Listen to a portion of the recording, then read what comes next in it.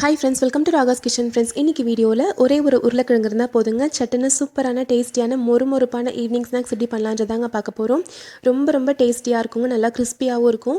சின்ன குழந்தைங்கள்லேருந்து பெரியவங்க வரைக்கும் எல்லாருமே விரும்பி சாப்பிடுவாங்க. கண்டிப்பாக ட்ரை பண்ணி பாருங்கள். இந்த ஈவினிங் ஸ்நாக்ஸ் செய்கிறதுக்கு நான் இன்றைக்கி மீடியம் சைஸில் ஒரு உருளைக்கிழங்கு எடுத்திருக்கேங்க. இதை நல்லா வேக வச்சு எடுத்துக்கலாம். வேக வச்ச உருளைக்கிழங்கு தோல் எடுத்துடலாம். தோல் எடுத்துட்டு இதை நல்லா துருவிக்கலாங்க. இதை அப்படியேவும் மசிச்சிக்கலாம். ஆனால் துருவிட்டு அதுக்கப்புறமா மசிக்கும் போது எங்கேயுமே சின்ன சின்ன கட்டிகள் கூட இல்லாமல் நல்லா வந்துட்டு ஸ்மூத்தாக இருக்கும். அதுக்காக தான் நல்லா துருவி விட்டுட்டு அதுக்கப்புறமா நம்ம மசிக்கிறோம். இப்போ பாருங்கள், துருவியாச்சு. இது இந்த மாதிரி கை வச்சு நல்லா மசிச்சு விட்டுக்கோங்க. இது நல்லா மசிச்சு வச்சுட்டு இப்போ ஒரு ட்ரையான மிக்ஸி ஜார் எடுத்துக்கலாங்க. இதில் 1/2 கப் அளவுக்கு வெள்ளை ரவை போட்டுக்கலாம். நான் இன்றைக்கி வறுக்காத ரவை தாங்க எடுத்திருக்கேன். நீங்கள் வறுத்த ரவை வேணாலும் நீங்கள் பயன்படுத்தலாம்.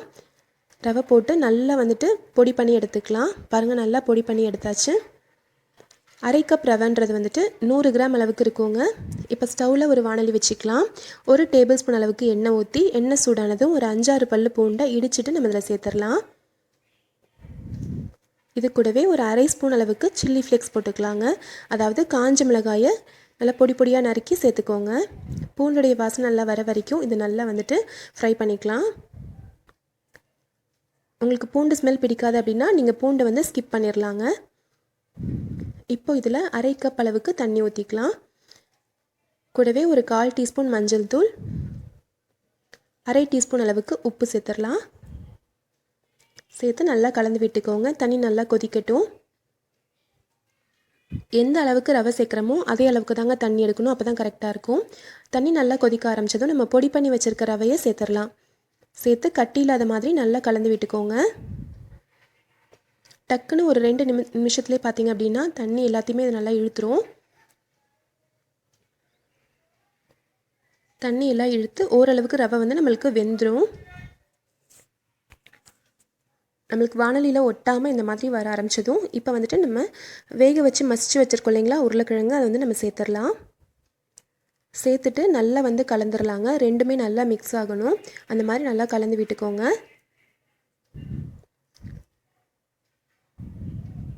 சிம்மில் வச்சு நல்லா இந்த மாதிரி மிக்ஸ் பண்ணி விட்டுக்கோங்க. இந்த மீடியம் சைஸ் உருளைக்கிழங்குக்கு 1/2 கப் ரவைன்றது வந்து சரியாக இருக்குங்க. இப்போ பாருங்கள், 1-2 நல்லா மிக்ஸ் ஆகுது. உருளைக்கிழங்கும் ரவை நம்ம ரெடி பண்ணி வச்சதும் நல்லா மிக்ஸ் ஆகணும். நல்லா மிக்ஸ் ஆனதுக்கப்புறமா கொஞ்சமாக பொடியாக நறுக்கின கொத்தமல்லி சேர்த்து இந்த மாதிரி கலந்து விட்டுருங்க. இந்த கொத்தமல்லியோட ஃப்ளேவர் வந்து இந்த ஸ்நாக்ஸ்க்கு ரொம்ப நல்லா இருக்குங்க. இப்போ எல்லாமே நல்லா ஒன்றா மிக்ஸ் ஆனதும் ஸ்டவ் ஆஃப் பண்ணிடலாம். இது கொஞ்சம் சூடாக ஆறட்டும்.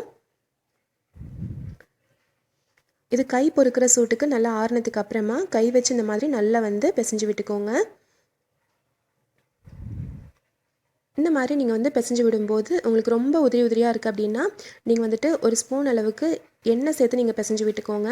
நம்ம இப்போ சேர்த்துருக்க அளவுகளுக்கு பார்த்தீங்க அப்படின்னா கரெக்டாக இருக்குங்க. நம்ம சப்பாத்தி மாவு வந்து நம்ம பிசைகிற மாதிரி நல்லா சாஃப்டாக ஈஸியாக நல்லா ஒன்றா கலந்து வருது.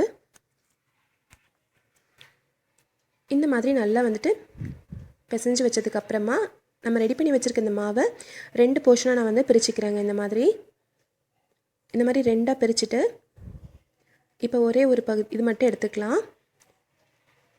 சப்பாத்தி கட்டையில் 1/2 ஸ்பூன் அளவுக்கு எண்ணெய் வந்து இந்த மாதிரி தேய்ச்சி விட்டுக்கோங்க. தேய்க்கிறதுலையும் இதே மாதிரி வந்து எண்ணெய் தடவி விட்டுக்கோங்க. தடவி விட்டதுக்கப்புறமா நம்ம ரெடி பண்ணி வச்சுருக்க இந்த மாவு இருக்குது இல்லைங்களா, இதை வந்து வச்சு கொஞ்சம் திக்காக வந்து திரட்டிக்கோங்க. ரொம்ப மெலீஸாக தேய்க்கணும்னு அவசியம் இல்லைங்க. ஓரளவுக்கு கொஞ்சம் திக்காகவே இருக்கலாம்.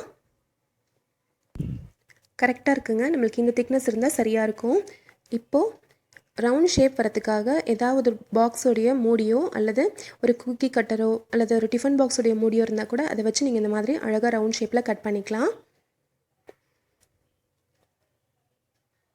இந்த மாதிரி கரெக்டாக வந்து ரவுண்டாக போட்டுக்கோங்க. இந்த மாதிரி ரவுண்டாக கட் பண்ணி எடுத்துகிட்டு நான் இங்கேயும் கொஞ்சம் லைட்டாக தட்டி விட்டு இந்த மாதிரி ரவுண்டாக கட் பண்ணிக்கிறேன். இப்போ இதுக்குள்ளார இன்னொரு சின்ன ரவுண்டாக கட் பண்ணுறதுக்கு ஏதாவது ஒரு வாட்டர் பாட்டிலுடைய மூடி இருந்தால் கூட அதை வச்சு நீங்கள் இந்த மாதிரி ப்ரெஸ் பண்ணி எடுத்துக்கலாம். பாருங்கள், இந்த நடுவில் இருக்க பார்ட் எடுத்துட்டோம் அப்படின்னா அழகான ரிங் மாதிரி நம்மளுக்கு வந்து கிடச்சிரும்.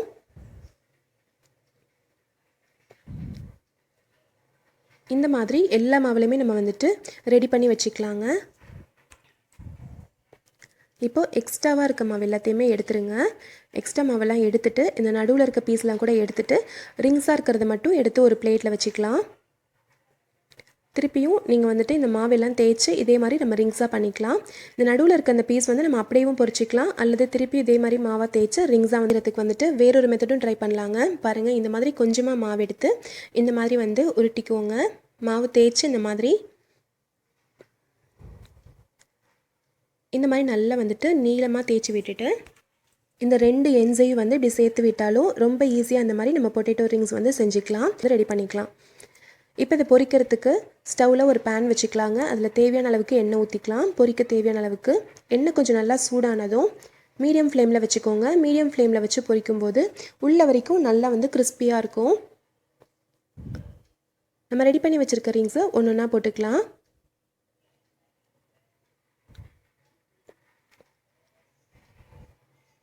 இப்போ பாருங்கள், நம்ம ஒவ்வொரு ரிங்காக இந்த மாதிரி போட்டுக்கலாம். நம்மளுக்கு மாவு கரெக்டான அளவில் வந்து நம்ம வந்து ரெடி பண்ணியிருந்தோம் அப்படின்னா இது வந்து பிரியாமல் நல்லா சூப்பராக வரும். ஒரு நிமிஷம் விட்டிங்கன்னா தானாக அப்படியே மேலே எழும்பி வருங்க. பாருங்கள், ஒரு நிமிஷம் விட்டால் தானாகவே மேலே எழும்பி வருது. இப்போ இதை வந்து நம்ம திருப்பி போட்டுக்கலாம். 2 சைடுமே லைட்டான ஒரு கோல்டன் ப்ரௌன் கலர் வந்ததும் நம்ம எடுத்துடலாம். சூப்பரான கிறிஸ்பியான பொட்டேட்டோ ரிங்ஸ் ரெடி ஆயிருங்க.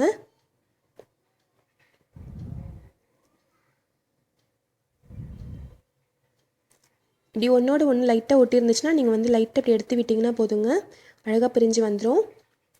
2 சைடுமே நல்ல ஒரு லைட் கோல்டன் ப்ரௌன் கலர் வரட்டும், அதுக்கப்புறமா எடுங்க. அப்போ தான் வந்து உள்ள வரைக்கும் நல்லா கிறிஸ்பியாக இருக்கும், வெளியிலையும் நல்லா மொறுமொறுப்பாக இருக்கும்.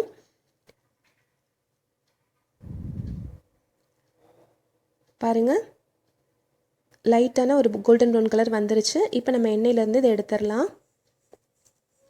இதுக்கு வந்துட்டு கெச்சப் வச்சு சர்வ் பண்ணும்போது தொட்டு சாப்பிடும்போது ரொம்ப ரொம்ப டேஸ்ட்டாக இருக்கும். நம்ம இதில் வந்துட்டு உருளைக்கிழங்கு சேர்த்துருக்கோன்றனால அவ்வளோ கிறிஸ்பியாக இருக்குங்க. இந்த அளவுக்கு வந்துட்டு நம்ம பொரிச்சா போதும். இப்போ நம்ம எண்ணெயிலேருந்து எல்லா ரிங்ஸையுமே எடுத்துடலாம். சூப்பரான டேஸ்டியான பொட்டேட்டோ கார்லிக் ரிங்ஸ் ரெடி ஆயிடுச்சுங்க. கண்டிப்பாக நீங்களும் இதே மாதிரி ட்ரை பண்ணி பாருங்கள். நல்லா கிறிஸ்பியாக சூப்பரான ஈவினிங் ஸ்நாக்ஸ் நீங்களும் உங்கள் வீட்டில் செஞ்சு கொடுக்கலாம். ட்ரை பண்ணி பார்த்துட்டு எப்படி வந்துச்சுன்ற சொல்லுங்கள். பாருங்கள், பார்க்கும்போதே தெரியுது நல்லா சூப்பராக கிறிஸ்பியாக இருக்குது. எவ்வளோ கிறிஸ்பியாக இருக்குது பாருங்கள்.